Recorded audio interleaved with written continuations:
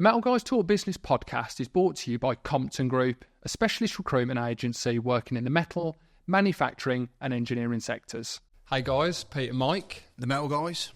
Joined today by Liam Conway. Welcome back to the show, Liam. Greenfields Energy Group, new business. Yep. When we last spoke, it was 2022. The energy market was chaotic. Yep. To say the least. Let's just start with, where are we at the moment? 2024, we're in Feb. Where is the energy market currently? I think we've definitely got out of what was a chaotic time for sure. In terms of wholesale costs now, so we're talking about wholesale costs for electricity and gas, they are the lowest they have been for the last 3 years. So there's lots of stuff in the news about prices being lower than when the Ukraine-Russia conflict kicked off, and we are broadly there. Last time I was talking to you, it was the complete opposite of that, wasn't it? 2022. Well, I've got figures here. Bonkers. 90p a unit. Well, so now, for that would have been for electricity. Correct. You're seeing sub 20p. So typically, depending on the size of a client and what they consume, 17 to 20p would be about par. Now, some of the challenge for that is there's a few people who signed up at those stupidly high rates, but there's plenty of people who signed up at 60, 70p for electricity on sort of longer term deals. That's buying them big time, particularly if their competition has now got out the other side. You know, company A still in a contract of 60, 70p, their competitors in at 20p, some big numbers. What was you advising people to do at that time? What was, you know, like when you say people were tying in and perhaps biting them on the backside, what was, as yourself, as what was you seeing at that time to advise people to do? So for both electricity and gas, we were advising flexible energy contracts. Now, with a fixed contract, as what it says on the tin, you sign a contract for a set period of time and you've got a known cost. But at that time, when the market was exceptionally high, you're paying a massive premium for that. So our advice, and this is when myself and my business partner were at our previous employer where we were working previously, our advice was to certainly purchase flexibly, so it meant that you didn't have to buy all of your energy in one go. And now it's easy for me to sit here to you guys and say, you know, hindsight's a wonderful thing, but it is a wonderful, it absolutely is. But I was getting my face in as many places as possible, and there's lots of recordings online of me basically saying this stuff. Do not sign a fixed contract, because it literally could have, and in some cases has, ended some businesses. You know, I remember at that time, you've got second, third, fourth, fifth generation family businesses knackered solely on energy. Now, if they've been able to survive that, it certainly looks a lot better for them now. For people that are maybe not so aware of buying energy for businesses, most people's experience of energy, I think, is just, I need to renew online. You go to one of the comparison sites, or you typically went to one of the comparison sites, and you just picked the cheapest or the cheapest from a known source. Or the one that was at the top of the list.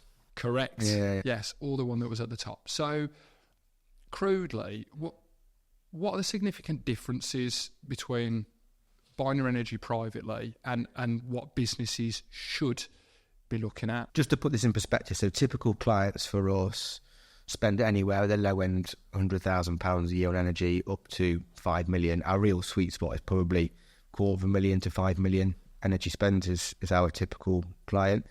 And by that very nature, you know, it's very different to us spending, I don't know, $2,000 a year at home. It's just a completely different beast. But some of the reasons it's completely different is that the charging structures are just vastly, vastly different. You know, at home, you'll see a day rate, you might have a night rate, you'll have a standing charge, jobs are good in. For electricity, you can have contracts that have got 30 odd cost lines in them. So the structures of those contracts are just vastly different. And the other thing, going back to that flexible contract, you know, at home, you'd be provided with a 1 or 2 year probably fixed contract. Commercial clients, providing they're large enough, can just buy in a completely different way. And one of the other big things is that, so certainly for commercial energy, there are two elements. So you've got wholesale costs. So that's the stuff that everyone sees in the news. Wholesale costs are going down, wholesale costs are going up. But that only really makes up about half of the delivered cost. And you see that more from the commercial world. So you've got things like distribution costs, transmission costs, taxes, levies, and they've only ever gone up. So we help people typically get their head around those costs and make sure that the contract structure is the best it can be for them. I think when I look personally, because of my circumstances, I look at that rate that you pay per day, which has fluctuated quite a lot over the last couple of years, generally because I'm only at home probably half the time. So for me, I'm thinking, well, I'm not using energy at all half of the time, so I'd rather keep that unit cost low. Give us an idea of like some of those different lines, because as I say, personally, I'm just looking and thinking, that's the cost, that's the day rate. There's not really much, and I haven't got much choice. And also, I don't really care that much either. So, you know, what are the kind of the significant things that businesses need to be looking out for? And again, of those, say, 30 variables, what are maybe the key ones? Although there could be, for electricity, certainly like 30 cost elements of an invoice, actually there's not really anything you can do about them. They are what they are. But different suppliers will structure a contract in different ways, and that's what you really need to be on top of, I would say. To be honest, I think we spend more of our time educating businesses as to why those costs have gone up. So, for example, it wouldn't be uncommon for a business coming out of, let's say, a 3-year electricity contract.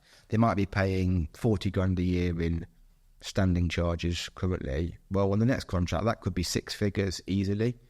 And they look at that and think, the supplier's taking the piss here, basically. Why have my costs gone up so much? And they think they're getting fleeced. But it's only when you then sit down with them and explain the reasons why it's gone up, and they're still not very happy it's gone up, obviously. But once they understand the reasons why those costs have gone up, and they realise there's nothing they can do about it, a lot of what we do is about educating people. Well, educate us then. So we're at Mike Bolton Engineering. We use a load of lecky. Yeah. We've just come out of our tariff. We were sweet because we were on a long-term tariff, so we've missed all these undulations, and now it's going to go up. So the stuff we're talking about here is around standing charges and distribution charges. So where we're sat now, Western Power are the network operator. So you might see the Western Power's vans kicking about. So what's basically happened is there's something called targeted charging review. That comes in April, and businesses are massively affected by that. Without boring you to absolute tears on that, commercial clients have what's called an available supply capacity. Think of it as the size of the cable, the juice that can go into a business. Small business might have 100 kVA supply, big business might have 3,000 kVA supply. And that is now setting what some of your standing charges and distribution charges are via this review. But, you know, as I said, people look at it and think, a supplier's just milking this here. Actually, they're not at all. And it all came about because people like Western Power, if you can believe it, were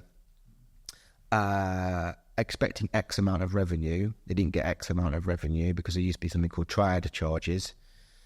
And particularly manufacturers were able to mitigate some of those charges. They were avoid the charges because basically there's 3 high peaks throughout winter. Manufacturers could do what you call load shedding. So between 4 and 7 is an expensive time to use electricity. They'd move it into overnight. You know, they'd run lights out overnight. Good for them, making it cheaper for them. But actually Western Power weren't getting the revenue that they were expecting, and therefore they've now change that whole structure and how that is charged to an unavoidable charge. So not just manufacturers, but particularly manufacturers had worked a way to reduce some of their costs. Good for them, but actually it's now coming back to bite them in a different way in unavoidable charges. So not only did we have a point where wholesale costs were going up exceptionally high, and as I said earlier, you know, they're definitely down now, but all the other stuff has gone up massively as well. So it's like, you know, when you see, you hear in the news wholesale costs have come down 20%, let's just say, that doesn't mean that your overall costs in your business have come down 20%. It's probably only more like 10%, because if 20%, if the commodity has dropped 20%, but that only makes up half of your overall cost, you're actually only looking at 10% decrease. So when people see stuff like that in the news, they get riled up by it, because and then you see stuff like, BP are making crazy money and all that stuff. So a lot of what we do is about educating people to make sure that they understand that the costs are correct. Do you suffer from any of these problems? Are you asking around your office trying to find a new supplier or source materials? Have you got aged or high-priced stock that you'd like to liquidate anonymously? Or would you like new business from customers that are guaranteed to pay you for your materials? If the answer to any of the above is yes, then you'll be pleased to know that the Metal Guys Talk Business podcast is sponsored by SteelBuy. SteelBuy are a digital platform revolutionising the way businesses trade metal products online. SteelBuy offers risk-free trading where sellers are guaranteed to be paid, and automated processing including certification, logistics and invoicing. The network of vetted buyers and sellers is continually growing, and it's all housed in an easy-to-use trading platform accessible on any device. The online business-to-business marketplace for products is rapidly gathering pace, and SteelBuy are ideally positioned to capture the changing demands of steel buyers. So check out SteelBuy today and be part of the future of metal trading. Now let's jump back into the podcast. What's it like being selling it? Obviously, the last few years, it must have been quite nice for you. But before that, how important was people looking at their electric costs? We see a lot of you now educating, speaking to people, webinars, which is all great for you. But prior to that, how difficult was it to go and speak to some of these manufacturing sites about electric? Yeah, it was definitely more challenging because. So let's just say someone was spending £500,000 a year on electricity, for argument's sake. The difference historically between a good year and a bad year might have been 5-10%. And whilst that 5-10% is clearly better in their pocket than not, it's not really going to make a difference to the business. But when your £500,000 goes to £2,500,000, actually that starts to seriously impact. And I think what we've seen when people really needed help, a lot of energy brokers were still just encouraging people to sign fixed long-term contracts. Because they were getting good commission. Well, it's not even really that, because the commission, depending on what commission and fee margin you put into the deal, you're going to get that whether it's a fixed contract or a flex contract anyway. But it was just crap advice. Right. It's just horrific advice. So I think people have been done over big time on the advice that they got, and not even just the advice, more the options. So at that time, and even now, if you're just presented with, right, here's a 3-year fixed contract, sign this for me, mate, cheers, I'll come and speak to you again in 18 months, 2 years' time. If that's your only option, you're not really getting, they're just doing a crap job for you. I suppose for a lot of people, it's like, if what you're saying there only goes up 5 to 10%, no one's really, once they've set up the business, they're not really ever looking at energy, are they? So it's like when it comes to the point where it's gone to £2.5 million, for that example, it's like you don't really have a supply chain, do you? It's like you're just almost like, well, what do I do? You're looking and you're almost speaking to your other pals and you're almost all following each other, but you're not, all of you might be. And there was a lot of, there's a lot of, and I get this, there's a lot of people sense checking what they were being told. So let's say you were running an engineering business or whatever, and I'd worked with you for 5-10 years, and you thought I was the best thing since sliced bread, obviously. Yes. But then you were faced with that level of increase. You're far more likely to sense check that just to make sure that actually, is Liam telling me, is this really correct? What do you mean when you're saying sense check? So go and speak to another broker. Oh, okay. Yeah. If I'm coming to you and saying, right, your costs are going up by 500%, no matter how much of a nice guy you might think I am, you're probably going to do a bit of due diligence around that. What did you used to do? Some people did. Your factory, your warehouse. Why did you used to do it? Did you used to go for a broker? We didn't. I mean, it probably sounds terrible, really, but I used to look at electricity the same way companies in the Far East looked at labour. They just didn't look at it as a cost. It's just like, I've got to pay my lecky. Yeah. And it costs X.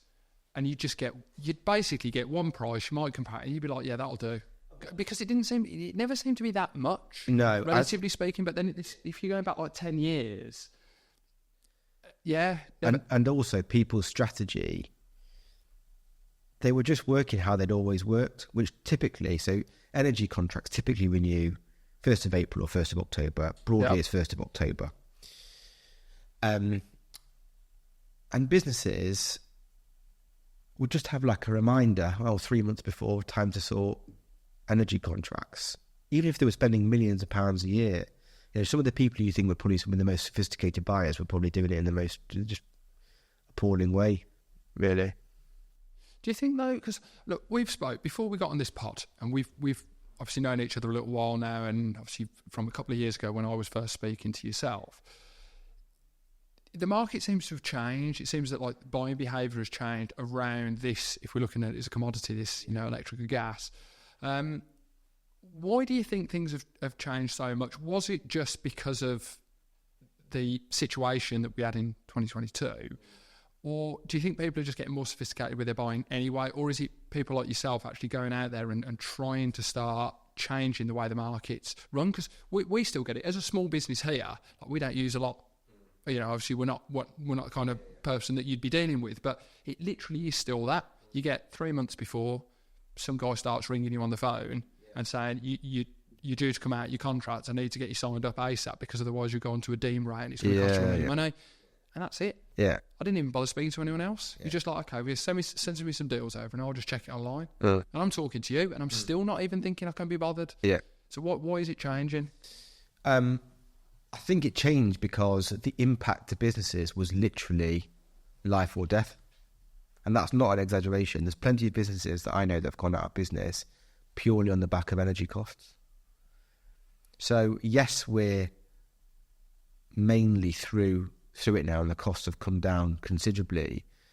But people, I don't know how long this will last, by the way, but I reckon people are scarred by the fact that they realise how close they did get to perhaps going under just on energy.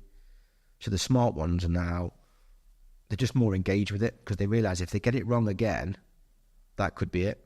What are you advising people to do at the moment? Obviously, you've got your webinar on Thursday, haven't you? Obviously, you've put a lot of like free content out there for people to read. Like what, if someone was listening to this now and they were like, "Well, it needs to be," perhaps never heard of you or whatever. What type of, what are you advising people to do as it stands? So this isn't a cop out, but there is some sense behind what I'm going to say. It's a total cop out, isn't it? Yeah, it's a total cop out. Yeah. Ring me and we'll talk. Just for the listeners here, I saw his eyes go everywhere there. It depends on the business, because if you're large enough, I think there's a conversation to be had about flexible purchasing, but equally, so when we're speaking to somebody, we always start with, here are the fixed prices. So here's what your costs are going to look like, whether it's a 12-month, 24-month, or 36-month contract. If those prices in terms of the cost works for you as a business, if you can stay operational, you can win business, you can retain business, you don't want to have sleepless nights over energy, just sign a fixed contract. Don't look a gift horse in the mouth. We use that phrase a lot. Look how far the market has come off. So we'll sit with someone, we'll have lots of nice pretty graphs which basically say we're the lowest we've been for the last 3 years. What more are you hoping for? Just get the bloody thing done. Yeah. And also for manufacturers, in an ideal world, they'd have fixed costs typically for as long as they could, as long as those costs work for them as a business. So it's sort of swung the complete opposite way, whereas before we were saying don't sign fixed contracts. Now there's real value in signing fixed contracts in our view, but there are certain businesses who have been on flexible contracts, have really seen the value of it, and they're large enough to continue with that, and then we risk manage that for them. But I would say the vast majority of clients now, I'm probably talking 80+%, will just be signing fixed contracts, and typically that's 2 or 3 year fixed contracts. Because I look at it the same way as I looked at currency conversion. When I was importing large chunks of material, high value, you're almost hedging your money. You're thinking, well, I've got maybe 3 currencies, euros, dollars, sterling, and where do I want that money? Yeah. The market's always changing, it's always fluctuating, hopefully not as drastically as 2022 energy. But we would always use a broker, and there's loads of them. Everyone gets rung up by Forex traders daily. We still get it now, don't we? Yeah, I still get them. Yeah, we still get them here, don't we? Yeah. My mindset was always, we use a broker, and we look at rates. Sometimes we look forward based on 3 month, 6 month lead time from a mill, and we kind of get an idea and we speak with you. So we would never use a fixed. We wouldn't be thinking, right, I'll fix my money necessarily now, because you want to sometimes play the market a little bit with it. But you fix it when it's the right time. To use it. And I think the advice piece is you need to be having constant conversation with whoever's giving you advice in that field, whether it's accountants, solicitor, forex, energy. You're paying for someone's expertise. At least pretty listen to it. Yeah. But that's what I was going to say. So, when you're talking about risk management of it, when you look at those bigger ones who can afford, like, what's involved in that? Are they ringing you all the time? Are you looking at like the... So again, this is my cop out, but it would depend. Client, that's two. Yeah, that's two. Yeah, 3 on you out. Yeah, but let's just say I'm a company, right? Yeah, I've got 5 machines. Yeah, 24-hour manufacturing business, 5 days a week. And you're going to me, I can probably risk it. Like, what type of service do people get from a broker? You're dealing with a company, they're doing a short term. What is it like? You're just looking at it as it's coming to the end of the short term? Are there people having conversations with you every couple of weeks or so? How does it work? So for flexible contracts, typically they're longer term framework. So the difference between a fixed contract is you sign on one day for a contract for, say, a 3-year period, does what it says on the tin. A flexible contract, think of it as a framework. So you're signing to say this supplier is going to be supplying me with electricity or gas, and I will tell them when I would like to buy some or all of my energy. And are you signed, just to drill into that, you might be signed in, say, for 5 years or 3? Is that right? Okay. Yeah, so they're typically between 3 and 5 years. In an ideal scenario, you want that framework to be as far out as possible, because what you're typically working towards is a budget. So that's where the risk bit comes in. So you're looking at what cost makes sense to us and how are we going to structure purchases so we get to that, and how much risk are we willing to take in terms of leaving volume open that leaves us exposed. Now, you could be exposed, and that could be a good thing, because if it's in a falling market, if you haven't made all of your purchases, you'll be floating, and if the market is falling, you're just taking the prevailing market rate. Risk management can be quite complex. So we've got clients that we have weekly calls with, we have some have monthly. Some it might be 6 monthly, but typically they're going to be weekly or monthly calls, because more often than not, we're talking at least people are spending $500,000 plus as a minimum level for that kind of product. The Metal Guys Talk Business podcast is sponsored by TW Metals. TW Metals are a stockholder and distributor of nickel alloy, aluminium, titanium and stainless steel products in a range of forms, including tube, bar, pipe, extrusion, as well as sheet and plates. They have sites located in the UK, Europe, the USA and Southeast Asia, and are the largest supplier of aerospace tubes globally. With a whole host of accreditations and in-house processing capabilities, they are the first choice for OEMs, tier 1s, fabricators and engineering companies across the world, and they're easy to deal with. I worked with them for many years, so I can recommend them. For more details, check out their website or even give them a call to chat about your requirements. Now let's get back to the pod. We spoke a little bit earlier about personal energy, business energy, and the separation between those two. I wanted to talk about the caps. When we were last chatting, I believe it was called the Energy Bill Relief Scheme. This was what the government brought in to say, look, we're not going to let the price go above X. It then changed to the Energy Bills Discount Scheme, which was nowhere near as advantageous to people, but it was kind of a halfway house between these super high prices and getting people through to being able to take a contract. Yeah. Did those schemes, do you think they helped? Do you think that they actually helped companies avoid going to the wall at that point? How successful were they? Now we're a couple of years down the line. So the first scheme absolutely did. So... if it wasn't for that, I honestly dread to think what would have happened. There would have been businesses just closing daily. It was that extreme. The second scheme, neither use nor ornament really. But it only really, the people who were getting the relief on the second scheme were probably people who signed into long-term or longer-term fixed contracts when they shouldn't have.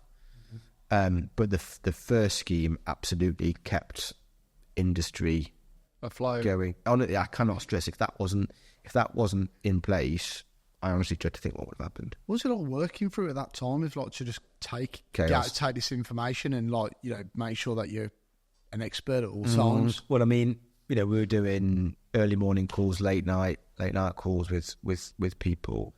It was challenging. It was more challenging because you were, I think, as I said earlier, you're speaking to people who've got second, third, fourth, fifth generation family businesses. Like, this could be it. That was odd. You had people who were literally crying on the phone in calls and Teams calls and stuff with you. Just this sheer disbelief at what had happened. Now, some of those businesses, whilst I didn't say this to them at the time, some of them have got themselves to look at on some of the decisions and stuff that they made. But, think about that. You being, your third generation, your dad, your granddad's run a business, you're now running it as MD, and something that's going on in energy could end up. It's a big thing. You employ 50, 100 staff. Energy could have just wiped the whole business. But then those people can make a decision. I know if they're like in finance, it's going to cause financial difficulty. At least if they're having a chat with you in that morning, they can do a deal with you. What's it like with the people who are PLCs, your big corporates? How are they? How quick could they make a decision? Would they be able talking to you then going, the next day, a week later, they're going, the deal's changed again? Because there must have been loads of those. So, to be fair, we don't really deal with many large PLCs because there's not really the space that we're keen on operating in. But at that time, so generally, if you didn't have a contract back from a client within almost an hour, it's probably null and void. But that's hard as well, isn't it? So let's say, go back to the examples I said earlier, you're currently spending 500 grand a year. Now it's going for 2.5 million quid. I need this back within an hour. Just imagine the pressure of that decision-making process for businesses. But what I will say is that some brokers played on that. Of course. So they played on the fact that actually, if you don't get this back to me in the next hour, it ain't 2.5 million quid, it's 2.6. But I suppose in one way, legitimately, that was happening. So as much as pressure, it's almost like, there must have been people who rang you back in blocks a day later. There's a balance between encouraging people to understand the severity of the situation and harassing and hounding and piling on excessive pressure just to get a deal done. Yeah, I think we can all relate to it in not necessarily the pressure and the adverse selling practices, but with nickel, there's been plenty of times that you'll have known yourself that when things are being bought and that commodity's moving around quickly, sometimes prices were valid for 24 hours and stuff like that, and you just had to get your purchase on quick. And then mills would come back to you and say, we haven't been able to buy at the price that we said, and we've got to charge you more. It's tough. Yeah, people were signing contracts. Even if you signed a contract, doesn't mean the contract's locked in. You could sign the contract, get the paperwork back, you still got to go to the supplier to get countersigned and locked in. And that was often it was a challenge. But we're in a slightly different world now where you don't have to act quite as quickly as you were at that time. Now, you said prices have obviously dropped right down now. So pre-Ukraine war levels doesn't always mean that the price is necessarily, or is it fully lower now? This could be my third cop-out. It depends on what you're coming out of. But broadly, I would say electricity, you're probably 10 to 20% higher all in than sort of 3-ish years ago. Gas, you're probably still double, I would say. Because I'm looking, again, personal here, which was where I was kind of going about 10 minutes ago, was you're still seeing caps being put in place. There was caps on personal. Yeah. And that's still around now. And part of me always thinks as soon as there's a cap, companies will just try and get people to the cap as quickly as possible. And they kind of use that because obviously the prices have gone up significantly for personal households. So is that kind of where we are at the moment, that energy companies are still trying to take advantage of these caps and just try and hit those caps as quick as possible? To be honest, I have absolutely no idea about the domestic market. So okay. I don't know. Fair. So yeah, I'm not going to try and blag that one. But you don't have caps in the commercial world. Yeah. But what you are seeing now is you're seeing more suppliers back in the game and in the game competitively. So when the world was absolutely losing its mind over energy costs, suppliers were just pulling out. They just weren't interested. And I get why. It's just risk. Having volume on your books was risk at that moment in time. Whereas now you're seeing people back in the market and pricing competitively to win business, and anytime there's a competitive market is a good thing for the end user. Now you've been posting a lot of examples of refunds, working with a client, short space of time, X amount of money, and they're quite substantial, some of them 6 figures, some of them. Talk to us about that. So one of the reasons I really focus on manufacturers is certain manufacturers can get energy tax relief. There's something called climate change levy, and you'll see it on their invoice. It's called CCL. Now, there's a 15-page HMRC guidance on this. If anyone wants to go and do some catch some Zeds, then go and read that.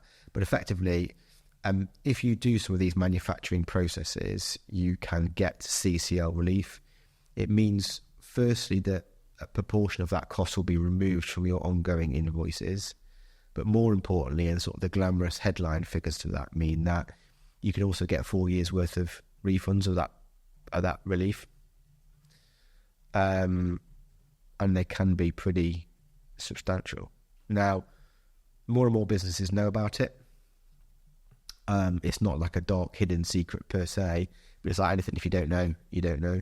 So if I'm sitting with a prospective business, and let's say they are a metal pressings business, because pressings is a qualifying process, and we sat around the table and we look at their invoices, and I see electricity, £2,000 a month in CCL charges, we know that there's an opportunity to remove all or a proportion of that and then get them a refund for 4 years. And any time that you can go to business and get them a chunky old refund, you're in the good books from the get-go. Generally, yeah. People like that. You're doing something wrong if they don't think you've done a good job there, aren't you? You know? The Metal Guys Talk Business podcast is brought to you by Compton Group, a recruitment agency operating in the metal, manufacturing and engineering sectors. With a large, engaged network of candidates and clients, we help businesses make great hires in sales, operational, technical, quality and managerial roles, as well as assisting people in their careers by matching their unique skills and aspirations to businesses that are hiring. Having worked with more than 200 niche businesses since 2019, Compton Group have become the go-to recruitment partner for many of our industry's leading names. So talk to us about your next career move, or let us work with you on your business's next hire. Compton Group, powering employment in the metal, manufacturing and engineering sectors. So the entitlement process that you mentioned, metal pressings there. Yeah. I know you don't have to give me the full list, but what are the kind of companies that get the relief, are eligible for these refunds? So things like metal pressings, heat treatment, metal plating, anodizing, forging, foundries, casting, all the high energy use. All the high energy. See why you pick those selective associations. How have you found working with the associations? Obviously, you know, you've been doing it for a while now. How have you found it? Yeah, it will be a cornerstone to how we acquire new business. But actually, to be honest, I don't really do it for new business. New business just comes on the back of it. It's more about staying in front of people who are already clients, who've been referred by those trade associations, and adding value to them and to their members. Really, I think it's a crowd. It's a crowded space like recruitment, isn't it? How many recruitment companies out there? Probably as many as there are energy brokers. About 4, I think. Yeah, there's us and Hayes. Yeah, Michael Page. That's it. I think. The reason that I like spending and investing time with those trade associations, it just, you've got an immediate point of difference to others, and you're sort of pre-validated before you hopefully have a conversation with them. And it could be, I've done lots of webinars for trade associations where that same person is on every single webinar that I do, but they're not interested in having a conversation. Cool. As long as we can add some value, and you take a bit of, I assume that you keep coming on it because you think what I'm saying is of value. But actually, if the chief exec of that trade association thinks I'm great because we've put content on for their members, that's the primary reason that they engage us to do those pieces. I do love those people. Listen to absolutely everything, but never give you any business. Or the worst thing is they listen to absolutely everything and then go and do something completely opposite. Yeah. Work with someone else. And then they won't admit it. Must be the same as your game. And then they won't admit. Then they buzzed up. So you said, don't go and hire this bloke or whatever. They've gone and done it. 2 months later, he's walked out, and you're thinking, told you so. Yeah. It's the same as what, Yeah, we have it where we don't even put them forward. And then they employ them. And I'm like, no, I did it last year before Christmas. I was like, told George, don't put that person forward, they're not right. Another agency put them forward, they took the person on. And I was like, everything he was after wasn't that. And then they're no longer in the business, and you're just like, well, they're mental anyway. Someone's looking for a dynamic person who's going to do all this and then employ. Well, that's the same as the energy brokerage world, because who was, if one of your competitors, they've earned a fee out of that, the same as energy brokerage market, all they were bothered about is getting a fee. Is it the right thing for the client? No. Are they bothered? Probably not. Well, I think you get that, don't you, with service provider jobs. I think because there's so much to go at. It's like us, we've got a good network. We think we know a lot of people within the sector. But then this morning, I've picked up a job of a company I'd never heard of. And it's like, wow, I didn't even know you were not even on our database, nothing. And I think sometimes people have the short view as a service provider because they know they've got so much to go for. So it's almost like if I annoy 100 people, there's still and there's still thousands, hundreds of thousands, millions, isn't there, to go at? So it's almost like they don't care, do they? It's so short-sighted. Yeah, it's the old adage, isn't it? Throw enough shit at the wall, something's going to stick. Yeah, and I think that's the problem when there's commission structures involved with it, doing it, which is why we don't do none of that stuff. When you get that involved where it's a fee, it's a commission, it just creates a real toxic environment. Yeah, I mean, some of these energy brokers, I'm sure, same as recruiters, they are literally living and dying by that fee, that commission.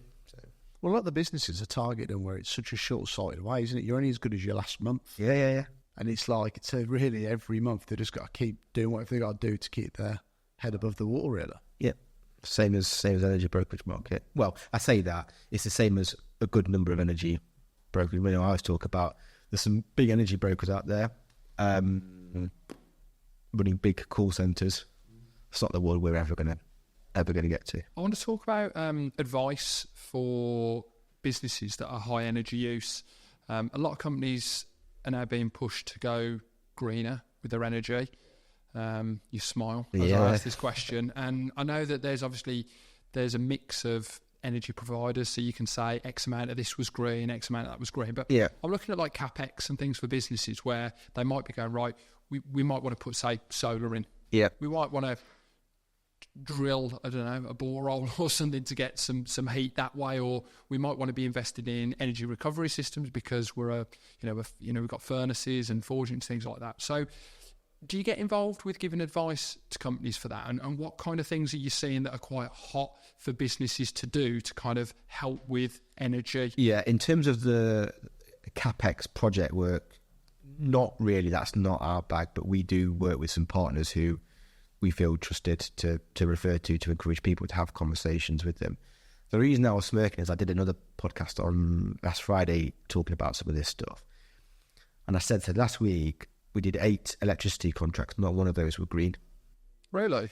Yeah, and I think this is, net zero is a hot topic, green's a hot topic, sustainability is a hot topic. But I think our typical businesses have lost the will. They're not interested. And they're not interested because it's at a cost. Yeah, I agree, yeah. So the example I gave in this last podcast, so business a year ago was spending 200 grand a month on electricity. Now it's 45 grand a month. Great, jobs are good and we're saving whatever, there's 1.8 something million quid. To have a green contract was like another 50 grand for them a year. Yeah. I don't need it. Yeah. Why would I do that? So unless, and supply chain is starting to put some pressure on it, but until it's mandatory, for typically our clients are going to be an SME business, 5 million, 200 million turnover business. Until they're mandated they have to buy green, it comes at a cost. Why would they? Now, some people, not everyone thinks like that. And you can have, we'd always have the conversation with the client about, do you need green and the merits of green and not? But it's still a cost-led conversation, I would say. If you're in I don't know, the nuclear oil and gas sector or something, or whatever, where you're trying to promote it or having to be aware of it more for the supply chain. Yep. then you look at it and go, for 50k for us to promote it, make a big publicity about it, great. But if you're in something where it's, you're an SME business and it doesn't make any difference, no one cares in your supply chain if you promote it that you're all driving electric cars, you've got green energy. No, like, why would you do it? Yeah, and that's the way people look at it. I do think that's probably where we're a bit different in that. Our typical client fits in that space, whereas lots of others are just jumping on the bandwagon, I would call it, but they don't really understand the importance of that to the end user. Yeah. If you've been smashed left, right, and centre in business, and that client there, if I can not pay 50 grand, I know what I'm doing. Yeah. And that's until that changes, how can anybody who's setting any policy not understand that? And for you as a broker, it matters not whether someone takes a green policy or a non-green policy. It's same money. Doesn't matter. But it's about options again, isn't it? It's about that initial conversation with them, right? Is it fixed? Is it flex? What level of term? What contract structure? Green, brown? It's that initial fact-finding and education piece that we spoke about right at the start, to then talk them through the merits of both and outline the cost difference between both. But I don't think, there's plenty of people who will just be putting green contracts out there to people because they think, as the broker or the advisor for them, that's the right thing to do. It may well be in their eyes, but it may not be in your client's eyes, and that ultimately is the eyes that matter, in my opinion. What did you set the business up? I don't know how much of that I can talk about on a podcast, Pete. Yeah, you can. Come on. So I've set it up with a guy called Rich Clark, so as my business partner. We'd worked together for 8.5-ish years. It was always our intention to do it at some point. Was it an intention or a dream? Like I always said I want to work for myself, but I never really seen it happening. Did you really? Was that your real plan? You were going to do it? We knew that it would happen. We didn't have a firm handle on when. How quickly then? Do you say you'd known him for 8.5 years? So when did you kind of have that? We sat down in a pub, having a pint, and going, right, this is going to happen. Probably 6 months or so before it did. Always started seriously saying we could do something, and then stuff was going on in the business, and so it was like 6 months just so this yeah, last year. Yeah. I just meant like terms of like when you first kind of started getting to know each other, did you both have that kind of, we want to do this, and you were talking about it? Or did you not? Probably not. I think it was probably maybe a bit of a pipe dream, actually. But I know lots of people, and I've spoken to both of you about this, that people in relationships is generally all that matters. Energy is sort of second nature, actually. And if you back yourself to win and retain clients, you're in a pretty good spot, and we have done that. So we've taken a good few clients with us, and we're taking even more and winning new business, which is good, nice place to be. Yeah, well done. How's it been since you started? Because I think that's the thing.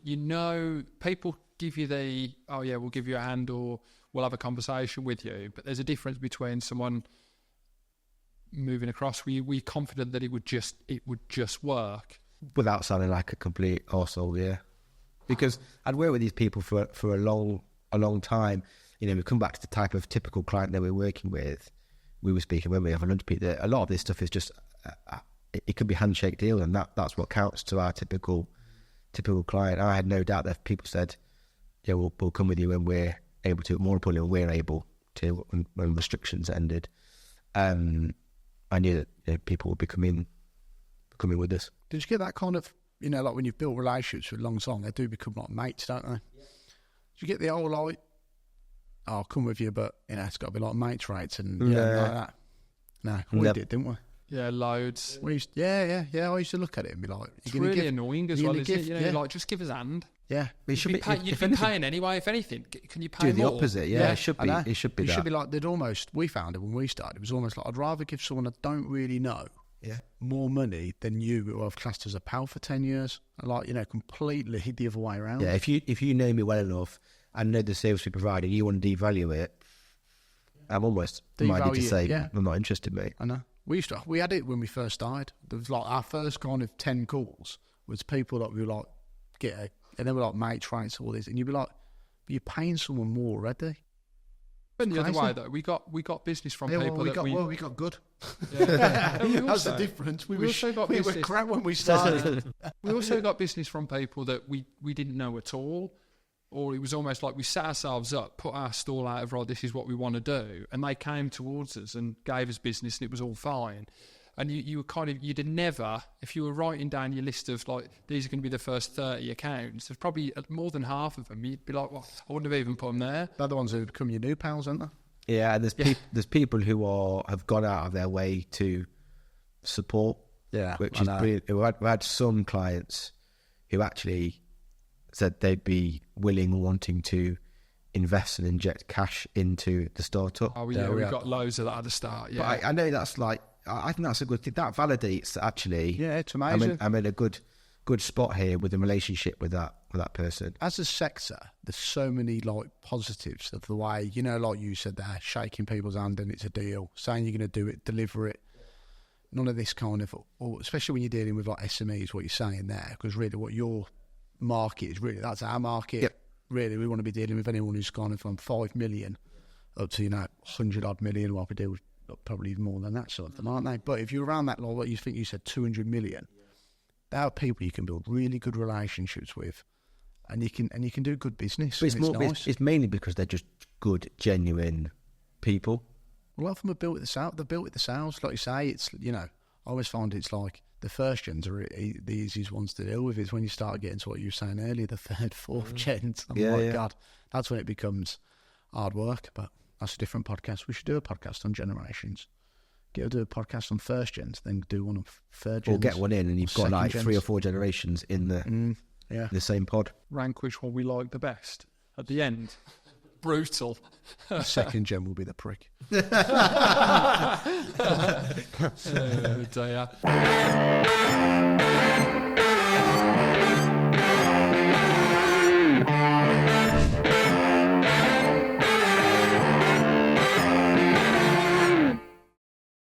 Yeah, because you did a podcast with Liam before, didn't you? I did. For the Metal Magazine. No, well, it was for our podcast, but yeah, it was because at that point, energy just gone nuts, hadn't it? So it was particularly relevant at that point. Which is what Liam's saying, it's really important now. I think if you're selling a product, it's always important, isn't it? Oh, he's done well to market himself now, hasn't he? I think so. Like he's become a metal specialist or manufacturing specialist for energy. Well, he's the energy guy. Yeah. Yeah, he is. Yeah, guy. I mean, that's the thing. If you look at it as a personal branding thing, it's brilliant. Yeah. He's gone around all the associations. He's networked with them. He's got big ins with loads of clients. They've done 1 year. I saw yesterday or something, they posted about it, and they said they've worked with 72 companies within their first year of trading. So, fair play. Yeah. Fair play. It's quite good how he gives a lot of information away for free as well on LinkedIn for anyone who doesn't follow him. It's like he does give away some good advice, doesn't he? Yeah. It's not all about, solely his business. Well, you've got to, haven't you? I think if you're trying to position yourself as an expert, which he obviously is in that sector, you need to talk with authority about what you do. Yeah, but it's quite nice. So it's like in that podcast there, he's like very refreshing and he just gives it out. I think there's like a lot of people, especially saying metal stockholding, they don't want to talk openly about what they do. It's like, we've got to keep this to ourselves, don't want everyone knowing. It's like, well, you've got a laser machine, you've got this and that, you've got the same as most people. From what we're seeing now with people on LinkedIn, especially service providers, how much free information they do give out. Yeah, it's to build that trust, isn't it, over a period of time. Look, there's plenty of things that Liam was talking about in this podcast that were the kind of standouts, and I'm hoping that people who've listened to the full podcast have taken something from it. But the thing that will be interesting to see how it changes with energy is the green energy. Liam, pretty bluntly, I mean, if you missed it, I don't know how you missed it, but he was saying, irrespective of how much money you're spending on energy bills, if you've got to spend more for the energy to be green, at the moment it's not legislated, that you're not being forced to do it. So it'd be quite interesting to see how that changes, I reckon, over the coming years, and particularly when people are winning contractual business, if there's going to be a green energy quotient that they need to kind of hit to be able to, to win that kind of work. Because at the moment, it doesn't seem to be the case. So, yeah, watch this space on that one. But for now, what are your thoughts on green? Would you pay that little bit extra? Yeah, and give Liam a follow, because he's... Yeah, he's a good egg. Yeah, he is, yeah. He is a good lad. But thanks for the sponsors, Steel Boy, TW Mills, and ourselves. Content Group. Feels weird sponsoring it yourself, doesn't it? But yeah, everyone does it. Yeah, you got to, haven't you? Next week... Oh, yeah, the mighty Grant Adams, the head of automotive himself. We think the Grant podcast, we tried to do a bit differently. So we've really gone to town on that, with the idea that maybe next season, depending on the type of guest that we get on, that we might have a slightly different format for doing some of these podcasts. So yeah, we hope you've enjoyed this edition of the podcast. Tune in next week for the Grant Adams story. At Certec. Yeah. Yeah, that should be... it was interesting to listen to, wasn't it? So yeah, enjoy. Yeah, enjoy. See you next week.